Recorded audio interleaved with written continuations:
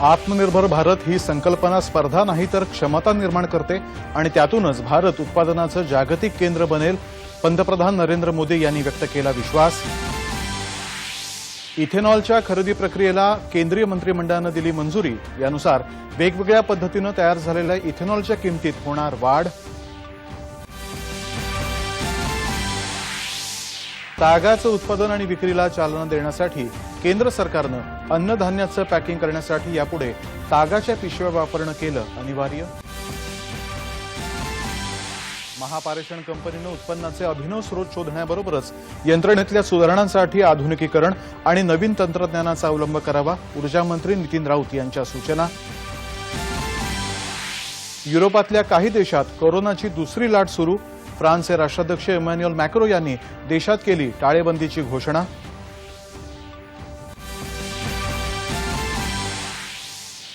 देशात गेल्या 6 आठवड्यामध्ये कोरोनाच्या मृत्यूदरात सातत्यानं घट, मृत्यूदर कमी होऊन 1.5%वर।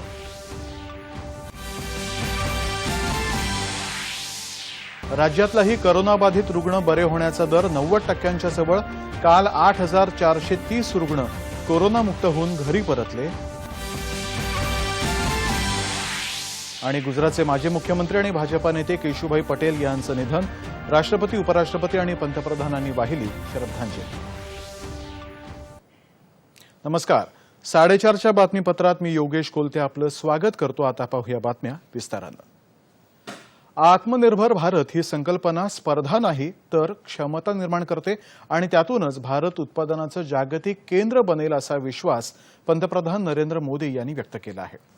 कोरोना साथीच्या उद्रेकाच्या काळामध्ये रुग्णसंख्या वाढू न देण्यावरती तसंच लोकांचे प्राण वाचवण्यावरती भर दिला असंही मोदी यांनी एका वृत्तपत्राला दिलेल्या मुलाखतीत सांगितलं। नियोजन करतानाच साथीची तीव्रता पाहून प्रतिसाद वाढवला। इतर देशांच्या तुलनेमध्ये भारतातला मृत्यूदर खूपच कमी आहे। सरकारी आणि सामाजिक पुढाकारातून नियोजनबद्ध पद्धतीने पावलं उचलली असंही ते म्हणाले। टाळेबंदीच्या काळामध्ये 80 कोटी लोकांना 8 महिने तांदूळ आणि डाळ मोफत दिले याची नोंद जगाच्या इतिहासामध्ये नक्कीच होईल असंही त्यांनी सांगितलं। सुधारित कृषी कायद्यामुळे देशातल्या शेतकऱ्याला आर्थिक फायदा होईल आणि कामगार कायद्यातल्या बदलामुळे कामगारांना वेळेवर वेतन मिळायला मदत होईल असंही ते म्हणाले। पंतप्रधान नरेंद्र मोदी यांच्या अध्यक्षतेखाली आज झालेल्या केंद्रीय मंत्रिमंडळाच्या बैठकीमध्ये इथेनॉलच्या खरेदी प्रक्रियेला मंजुरी देण्यात आली। यानुसार वेगवेगळ्या पद्धतीने तयार होणाऱ्या इथेनॉलच्या किमती वाढवण्यात आल्या आहेत। तसंच प्रक्रियेनुसार किमतीमध्येही बदल करण्यात आले आहेत। याआधी सरसकट एकच किंमत दिली जात होती अशी माहिती केंद्रीय मंत्री प्रकाश जावडेकर यांनी दिली। बैठकीनंतर घेतलेल्या पत्रकार परिषदेत ते बोलत होते। यावेळी केंद्रीय मंत्री गजेंद्र सिंग शेखावत हेही उपस्थित होते। 2014 पासून सरकारने इथेनॉलला चांगली किंमत मिळवून दिली, त्यामुळे गेल्या 6 वर्षांमध्ये इथेनॉलच्या खरेदीमध्ये सुमारे 5.5 पटींची वाढ झाली आहे। गेल्या वर्षी तेल कंपन्यांनी 195 कोटी लिटर इथेनॉलची खरेदी केली आणि त्याचा लाभ शेतकरी आणि साखर कारखान्यांना झाला। इथेनॉल पर्यावरणपूरक आहे, त्यामुळे पेट्रोलमध्ये होणाऱ्या प्रदूषणात घट होते। तसंच पेट्रोलमध्ये 10% इथेनॉल मिसळल्यामुळे पेट्रोलची आयातही कमी करावी लागते। परिणामी सरकारच्या परदेशी चलनाचीही बचत होते असं जावडेकर म्हणाले। इथेनॉलवरचा जीएसटी आणि वाहतुकीचा खर्चही तेल विपणन कंपन्याच करणार आहेत, त्यामुळे या निर्णयाचा ऊस उत्पादक शेतकऱ्यांना थेट लाभ मिळेल असंही जावडेकर म्हणाले। लेकिन इथेनॉल चूंकि अलग अलग मोलासिस से बनता है या शुगर से भी बनता है,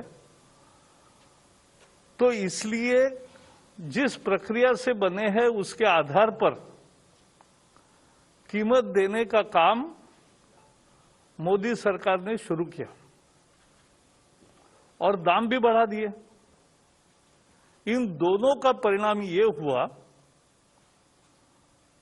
कि 2014 में जहां केवल 38 करोड़ लीटर इथेनॉल ऑयल कंपनियों के पास आता था, पिछले साल 195 करोड़ लीटर आया है। यानी लगभग 5.5 गुना ज्यादा इथेनॉल बाजार में आया, ऑयल कंपनियों के पास आया 10% पेट्रोल में मिक्स होता है, पेट्रोल में 10% इथेनॉल मिक्स होता है, और फिर भी इसका मूल फायदा होता है कि किसानों को एक सही कीमत मिलने में उसका फायदा होता है। शुगर मिल्स के हाथ में पैसा आता है, डिस्टिलरी के रूप में आता है, तो उसका फायदा किसानों का बकाया जल्दी मिलने में होता है। तागाचं उत्पादन आणि विक्रीला चालना देण्यासाठी केंद्र सरकारनं अन्नधान्याचं पॅकिंग करण्यासाठी यापुढे तागाच्या पिशव्या वापरणं अनिवार्य केलं आहे। इतर अन्नधान्यांसाठी 100% आणि साखरेसाठी 20% पॅकिंग तागाच्या पिशव्यांमध्येच करावं लागेल। याचा लाभ ताग उत्पादक शेतकऱ्यांना मिळेल। बंगाल आणि ओदिशासह ईशान्य भारतामध्ये सुमारे 4 लाख शेतकऱ्यांचं उत्पन्न वाढायला यामुळे मदत होईल। केंद्र सरकारनं आज धरण पुनर्वसन आणि सुधारणा प्रकल्पालाही मंजुरी दिली। या प्रकल्पाअंतर्गत 19 राज्यांमधल्या 336 धरणांची दुरुस्ती, देखभाल आणि नूतनीकरण केलं जाणार आहे, अशी माहिती गजेंद्रसिंह शेखावत यांनी दिली। यामध्ये महाराष्ट्रातल्या 167 धरणांचाही समावेश आहे। भारतामध्ये आज सुमारे 5,500 धरणं आहेत, मात्र त्यातली 80% धरणं ही 25 वर्ष जुनी आहेत। या धरणांची दुरुस्ती, देखभाल ही कामं वैज्ञानिक पद्धतीने करण्यासाठी ही योजना आखण्यात आली आहे। या योजनेच्या पहिल्या टप्प्यामध्ये 2012 ते 2020 या कालावधीमध्ये 6 राज्यांमधल्या 223 धरणांची दुरुस्ती आणि पुनर्वसन करण्यात आलं। आता नव्या योजनेमध्ये 10 वर्षे म्हणजे 2021 ते 31 या काळामध्ये 2 टप्प्यांमध्ये 736 धरणांचं काम केलं जाणार आहे।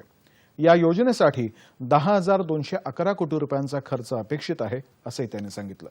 यापैकी 80% निधी जागतिक बँक आणि आशिया पायाभूत सुविधा विकास बँक देणार आहे, अशी माहितीही शेखावत यांनी दिली।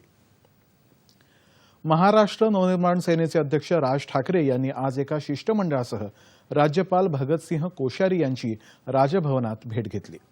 राज्यातल्या वीज ग्राहकांना येणाऱ्या वाढीव वीज बिलांच्या प्रश्नावरती त्यांनी चर्चा केली आणि निवेदन दिलं। यावेळी बाळा नांदगावकर, आमदार प्रमोद पाटील, अमित ठाकरे, नितीन सरदेसाई आणि इतर पदाधिकारी उपस्थित होते। राज्यातल्या वीज ग्राहकांना आलेल्या वाढीव वीज बिलांविरोधात जनक्षोभ उसळून देखील सरकार पावलं उचलत नाही।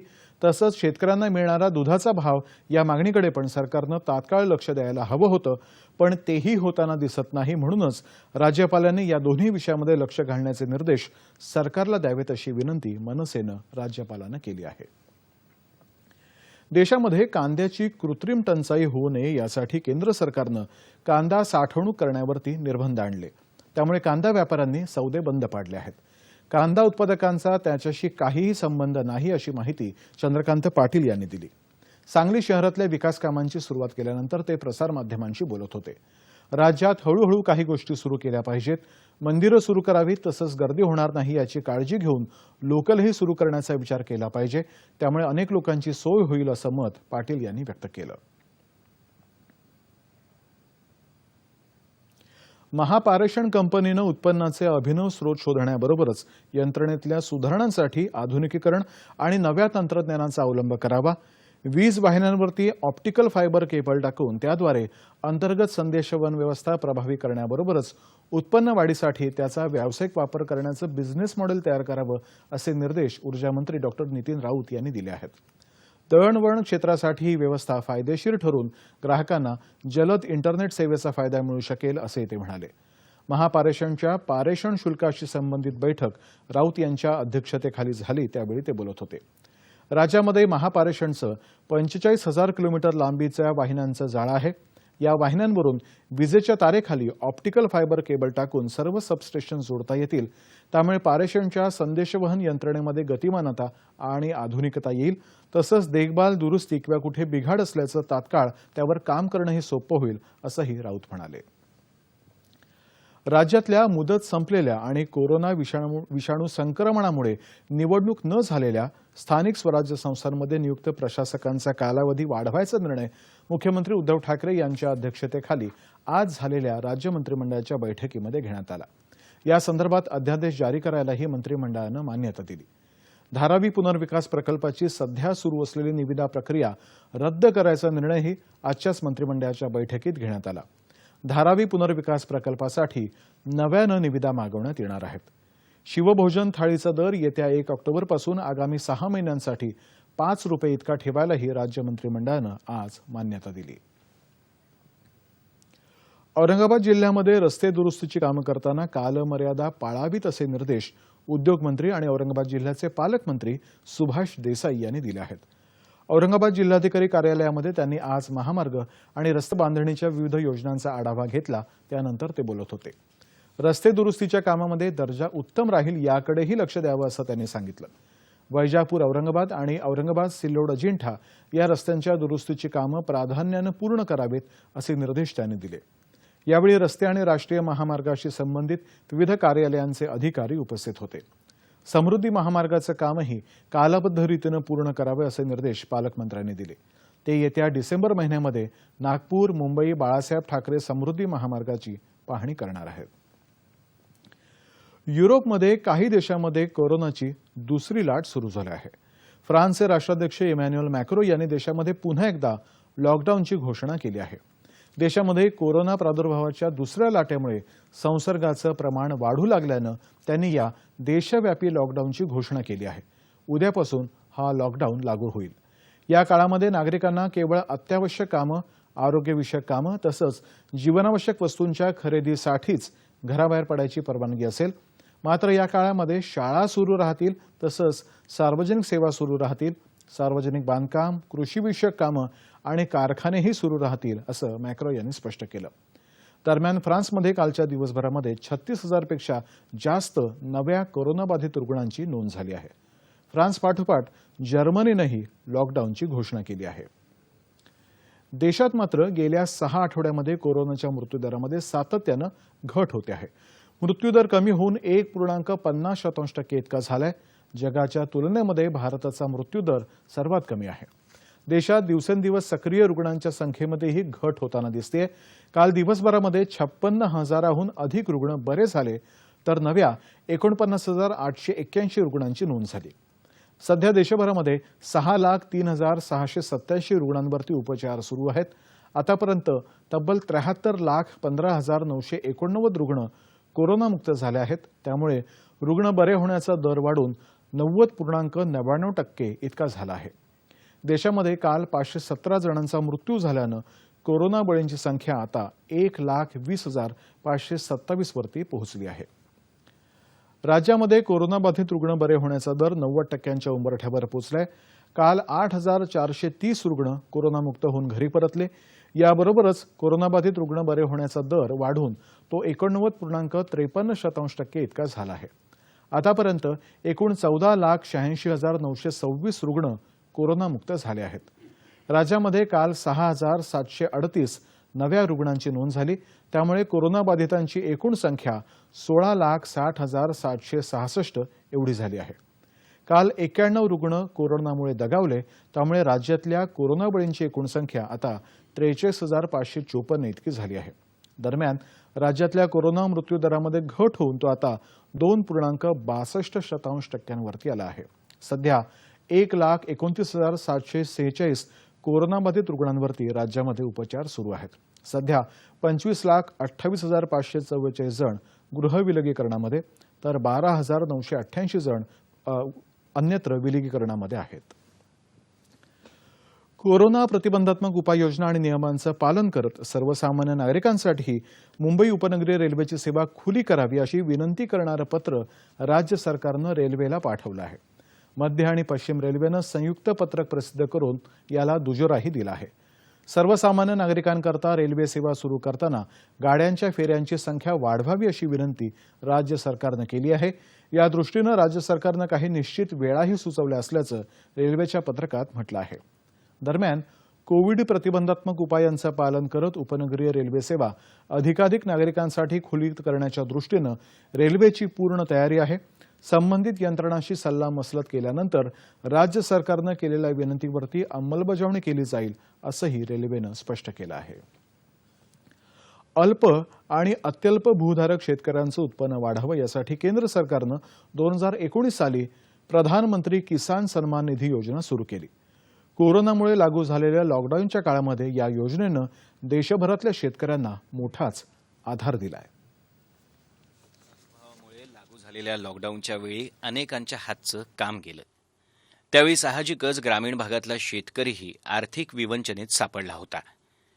अशातच पेरणीचा काळही सुरू झाल्यानं बियाणं आणि खतं कशी घ्यायची हा नवा प्रश्न त्याच्यासमोर निर्माण झाला. यावेळी आधार दिला तो केंद्र सरकारच्या प्रधानमंत्री किसान सन्मान निधी या योजनेनं. या योजनेअंतर्गत अकोला जिल्ह्यातल्या 2,09,000 शेतकऱ्यांना आर्थिक मदत मिळाली आहे. या मदतीमुळेच शेतकरी सावरलाय. आता दिवाळीच्या पार्श्वभूमीवरही या योजनेतल्या लाभार्थ्यांच्या खात्यात निधीचा दुसरा टप्पा जमा होण्याची आशा असल्यानं शेतकरी केंद्र सरकारप्रती समाधान व्यक्त करतायत. पीएम किसान योजना हे एक अशी योजना आहे की जे कास्तकाराला जीवन जगण्याचा संधी देते. माझ्या खात्यात 3 टप्पे जमा झालेले आहेत. अशा वेळात कास्तकाराला पैसे कोणी देत नसते, पण एक केंद्र शासन सरकार एक अशी आहे की जे पीएम किसान योजनेच्या मार्फत प्रत्येक शेतकऱ्याच्या खात्यामध्ये 2-2 हजार रुपये टाकण्याचं काम जे करते ते त्यांना जीवन जगण्याची नवीन संधी देते. मी या योजनेचा मनपूर्वक आभार मानतो. किसान सन्मान योजनेचा आधार करतो. मला मागच्या 19 मध्ये 3 टप्पे मिळाले, पण आता 20 मध्ये पण 1 टप्पा मिळाला. आता जर दिवाळीचा काळ आहे, या दिवाळीमध्ये 1 टप्पा मिळाला, याच्या बाद अजून 1 टप्पा मिळावा, आम्हाला सहकार्य होईल.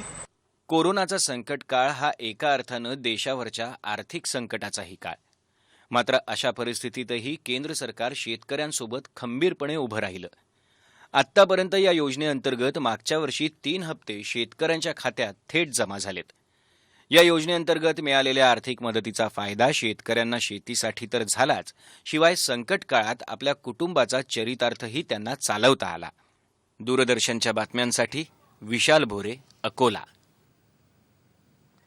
धुळे जिल्ह्यातल्या शिरपूर तालुक्यामध्ये बनावट नोटा छापणाऱ्या 4 जणांच्या टोळीला स्थानिक गुन्हे अन्वेषण विभागाच्या पथकानं अटक केली आहे. त्यांच्याकडून 200 रुपये मूल्याच्या बनावट नोटा आणि इतर साहित्य जप्त करण्यात आलं.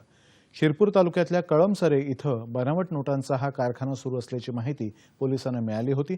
त्यानुसार पोलिसांनी छापा टाकला असता सुमारे 50,000 रुपयांचा माल इथून जप्त करण्यात आला. या प्रकरणी 4 जणांविरुद्ध गुन्हा दाखल करण्यात आला आहे. केंद्र सरकारचं महारेशीम अभियान शेतकऱ्यांना जीवनमान आणि आर्थिक उत्पन्न वाढवण्यासाठी मोलाचं ठरत आहे. परभणी जिल्ह्यातल्या अनेक शेतकऱ्यांनी या अभियानाचा लाभ घेतलाय. परभणी जिल्ह्यातल्या पाथरी तालुक्यातल्या बोरगव्हाण इथले शेतकरी वैभव खुडे. हाती असलेली 60 एकर शेती, मात्र दिवसेंदिवस वातावरणात होणाऱ्या बदलामुळे पिकं धोक्यात येत होती. उत्पन्न घटून आर्थिक अडचणही निर्माण झाली. या परिस्थितीत महारेशीम अभियानामुळे पारंपरिक शेतीबरोबरच रेशीम पिकाची लागवड फायदेशीर ठरू शकते, अशी माहिती त्यांना मिळाली. स्टेट बँकेच्या RCTच्या माध्यमातून वैभव खुडे यांनी रेशीम शेतीचं प्रशिक्षण घेतलं. तसंच केंद्र सरकारच्या रेशीम योजनेतून मनरेगातर्फे 3 लाख रुपयांचं अनुदान त्यांना मिळालं आणि आता ते 3 ते 3.5 लाख रुपयांचं वार्षिक उत्पन्न रेशीम शेतीतून मिळवत आहेत. शासनाचं हे धोरण शेतकऱ्यासाठी अतिशय उपयुक्त आहे. त्याचं की रेशीम शेती ही शाश्वत शेती आमच्या दृष्टीनं मानल्या जाते आहेत आणि 1 वर्षाकाठी 5 बॅच रेशीममध्ये 1 एकरला सहज निघतात. प्रति बॅच 2 क्विंटलच्या आसपास जर माल धरला तर 1 टनापर्यंत 1 एकरातून कोष उत्पन्न आम्हाला मिळतं. तर हे शेतकऱ्यासाठी खूपच फायदेशीर आहे आमच्यासाठी, जे केंद्र शासनानं आणि राज्य शासनानं मिळून महारेशीम अभियान चालवलं आहे. याच्या थ्रू बोरगाव इथे बऱ्यापैकी आमचं उदरनिर्वाह चांगल्यापैकी चाललेला आहे. वैभव खुडे आणि बोरगव्हाणच्या 25 शेतकऱ्यांनी एकत्र येऊन लताई रेशीम गट स्थापन केला. सामूहिक शेतीतून 25 संगोपनगृह आणि 25 ते 30 एकर तुतीची लागवड केली. या रेशीम गटामुळे गावातल्या इतर जणांचाही आर्थिक स्तर उंचावण्यात मदत होत आहे. महारेशीम अभियानांतर्गत तुतीची लागवड केल्यामुळे केंद्र शासनाचा 3 लाख रुपये निधी मिळाला. या निधीतून 22x60 शेड बांधले आणि याच्यामध्ये काही व्यवस्थित लक्ष देण्यासारख्या गोष्टी म्हणजे निर्जंतुकीकरण तसेच मनुष्यबळ. यासाठी माझ्या घरातील कुटुंबाला आर्थिक रोजगार पण मिळाला आणि माझी आर्थिक सुधारणाही झाली. एकमेका सहाय्य करू अवघे धरू सुपंथ या उक्तीचं जिवंत उदाहरण म्हणजे बोरगव्हाणमधला हा रेशीम गट. दूरदर्शन बातम्यांसाठी सुदर्शन चापके, परभणी. कोरोना काळामध्ये दुर्गम भागातल्या बालकांना पोषण आहार पोचवणं हे प्रशासकीय यंत्रणेपुढचं मोठं आव्हान होतं. अशावेळी रेणू वसावे या अंगणवाडी सेविका आपल्या लहान लेकरासह गावातल्या लहान मुलांचा आहार घेऊन सातपुडा पर्वतरांगेमध्ये नर्मदा नदीकाठी अतिदुर्गम पहाड्यावरती नियमितपणे जातात. टाळेबंदीच्या काळातही स्वतः बोट चालवून आहार पोचवणाऱ्या अंगणवाडी सेविकेचं सर्व स्तरातून कौतुक होत आहे. नंदुरबार जिल्ह्यातल्या अतिदुर्गम भागात लॉकडाऊनच्या काळात अंगणवाड्यांमध्ये पोषण आहार पोचवण्यात अनेक अडचणी येत होत्या. अशा प्रतिकूल परिस्थितीतही चिमलखेडी इथल्या अंगणवाडी सेविका रेणू वसावे यांनी आपलं कर्तव्य प्रामाणिकपणे पार पाडलं. कधी डोंगरवाटेतून वाट काढत, कधी स्वतः बोट चालवून, तर कधी स्वतः पोहत जाऊन त्यांनी शासनानं दिलेला पोषण आहार पोचवण्याचं काम पार पाडलं. तसंच गावातील महिलांना कोरोनापासून वाचवण्याची माहितीही दिली. आजारी बालकांना फिरत्या दवाखान्यांपर्यंत नेलं. कोविड काळात गरोदर महिलांना पूरक आहार, औषधं आणि कोरोना प्रतिबंधात्मक काळजीची माहिती त्यांनी दिली. कोरोनामुळे लाभार्थी येत नाही अंगणवाडीत, मग घरी जाऊन मी त्यांना समजून सांगते. पोषण आहार घेऊन येते मी बोटीने. 2 तास नर्मदेमध्ये 2 तास प्रवास करून आणते मी. केंद्रावर आणून मग पालकांना बोलवते, सगळ्यांना आहार वाटप करते. अंगणवाडी बंद असल्या तरी रेणूताईंचं काम थांबलं नव्हतं. त्यांच्या या कार्यात त्यांचे पती रमेश वसावे यांचं त्यांना प्रोत्साहन मिळत होतं. सगळ्यात महत्त्वाचं म्हणजे हे सगळं काम त्या अत्यंत आनंदानं करत होत्या. चिमलखेडीच्या बालवाडी अलीघाट पाड्यामध्ये महिन्यातून गरोदर मातेला सर्व आम्हाला बोटीने दर महिन्याला प्रवास करते आणि लहान मुलं असतात त्यांना वजन घ्यायला या नावडीने येते आणि सर्व आहार महिन्याचा गरोदर असेल किंवा पहिल्यांदा असा रस्ता होता, पण आता तो लॉकडाऊनमुळे आमच्या नर्मदा किनारपट्ट्यामध्ये आमच्या बोटीने किंवा हे नावडीने सर्व आहार आमच्या गालीघाट पाड्यामध्ये सर्व चिमलखेडीमध्ये सर्वांना आहार भेटतो आहे. चिमलखेडी हे अतिदुर्गम भागातील अंगणवाडी केंद्र आहे. येथील अंगणवाडी सेविका रेणूताई हिने खरंच खूप कौतुकास्पद काम केलेलं आहे.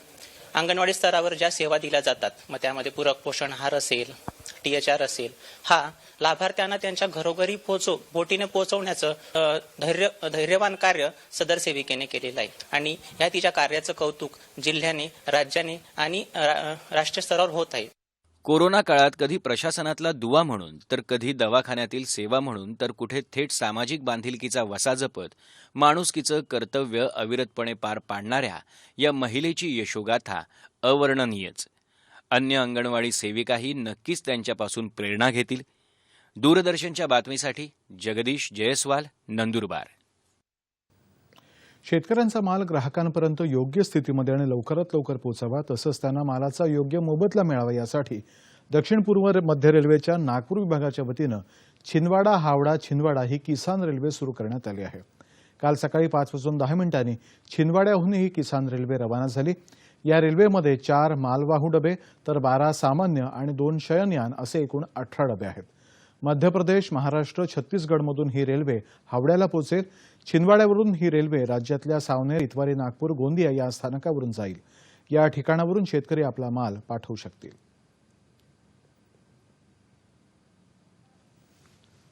अगर एक बार वो बड़े शहर का मार्केट पकड़ लेते हैं और हम उसको रेल के थ्रू, लॉजिस्टिक्स के थ्रू कनेक्ट कर देते हैं, तो उनको अच्छा प्राइस मिलेगा.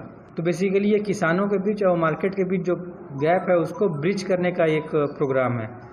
और इसमें फ्रेट में 50% काउंटर पे ही हम सब्सिडी दे रहे हैं. और जो हम सब्सिडी दे रहे हैं किसानों को, हमको जो है food and processing ministry, agriculture food and processing ministry है, उसका एक स्कीम है green total, top to total green mission है उनका. उसके तहत ही हमको फंड एडवांस में मिल गया है और हमको उनको फ्रेट देकर ये फंड यूटिलाइज करना है. गुजरातचे माजी मुख्यमंत्री आणि भाजप नेते केशुभाई पटेल यांचं आज अहमदाबाद इथल्या खासगी रुग्णालयात निधन झालं.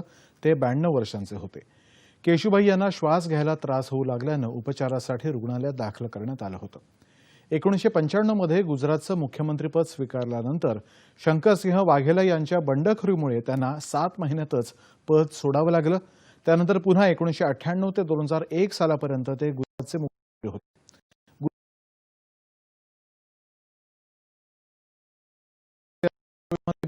निवडून गेले होते.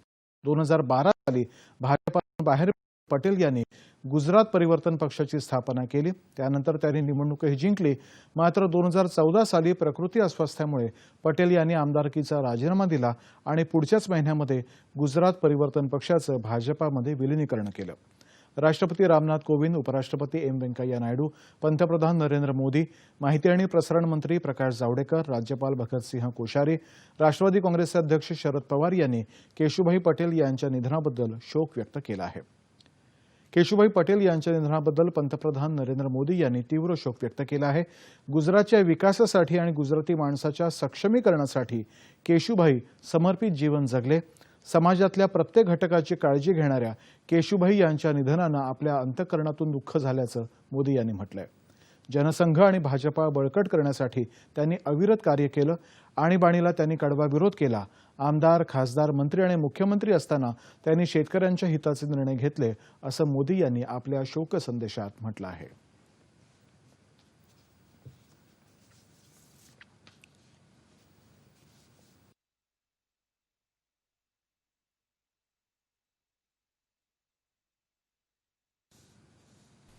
केशुभाई का जाना मेरे लिए किसी पिता तुल्य के जाने की तरह है. उनका निधन मेरे लिए ऐसी क्षति है जो कभी पूरी नहीं हो पाएगी. करीब 6 दशक का सार्वजनिक जीवन और अखंड रूप से एक ही लक्ष्य, राष्ट्रभक्ति, राष्ट्रहित. केशुभाई एक विराट व्यक्तित्व के धनी थे.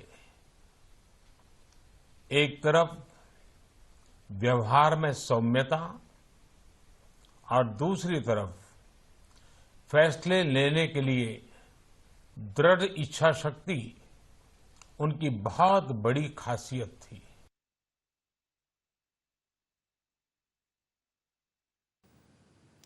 आणि आता बातमी हवामानाची. नैऋत्य मोसमी पावसाचा संपूर्ण देशभरातून परतीचा प्रवास सुरू झाला आहे, अशी माहिती हवामानशास्त्र विभागाचे उपमहासंचालक एस बालचंद्रन यांनी दिली आहे. कालपासून संपूर्ण देशभरातून मोसमी पाऊस परतायला सुरुवात झाली आहे. त्याचवेळी देशाच्या तामिळनाडू आणि केरळसह दक्षिण भागामध्ये ईशान्य पावसाला म्हणजेच परतीच्या पावसाला सुरुवात झाली आहे, असंही त्यांनी सांगितलं. तामिळनाडूमध्ये येत्या 5 दिवसांमध्ये काही भागामध्ये मुसळधार पावसाचा इशारा देण्यात आला आहे. येत्या 24 तासामध्ये राज्यातलं हवामान मात्र प्रामुख्यानं कोरडं राहील असा अंदाज हवामान खात्यानं वर्तवला आहे. तर याच काळामध्ये कोकणामध्ये तुरळक ठिकाणी पाऊस पडण्याचा इशाराही हवामान खात्यानं दिला आहे. ठळक बातम्या पुन्हा एकदा.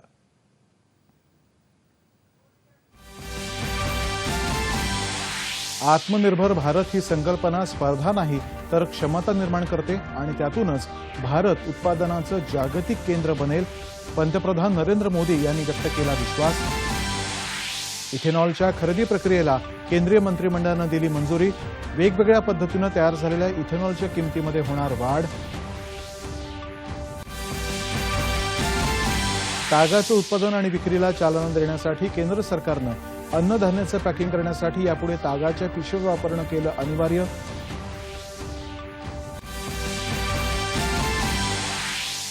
केंद्र सरकारची 19 राज्यांमधल्या 336 धरणांची दुरुस्ती, देखभाल आणि नूतनीकरण सुधारणा प्रकल्पाला मंजुरी. यात महाराष्ट्रातल्या 167 धरणांचा समावेश.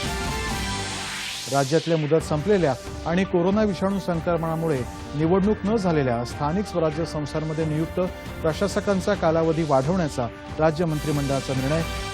अवलंब करावा, ऊर्जा मंत्री नितीन राऊत यांच्या सूचना. युरोपातल्या काही देशात कोरोनाची दुसरी लाट सुरू. फ्रान्सचे राष्ट्राध्यक्ष इमॅन्युएल मॅक्रो यांनी देशात केली टाळेबंदीची घोषणा. देशात गेल्या 6 आठवड्यामध्ये कोरोनाच्या मृत्यूदरामध्ये सातत्यानं घट, मृत्यूदरही कमी होऊन आता आला 1.5%. राज्यातही कोरोनाबाधित रुग्ण बरे होण्याचा दर 90% जवळ. काल 8,430 रुग्ण कोरोनामुक्त होऊन घरी परतले. आणि गुजरातचे माजी मुख्यमंत्री आणि भाजपा नेते केशुभाई पटेल यांचं निधन. राष्ट्रपती, उपराष्ट्रपती आणि पंतप्रधानांनी वाहिली श्रद्धांजली. याबरोबरच हे बातमीपत्र संपलं. पुन्हा भेटूया संध्याकाळी 7 वाजता पुढील बातमीपत्रात सह्याद्री वाहिनीवर. नमस्कार.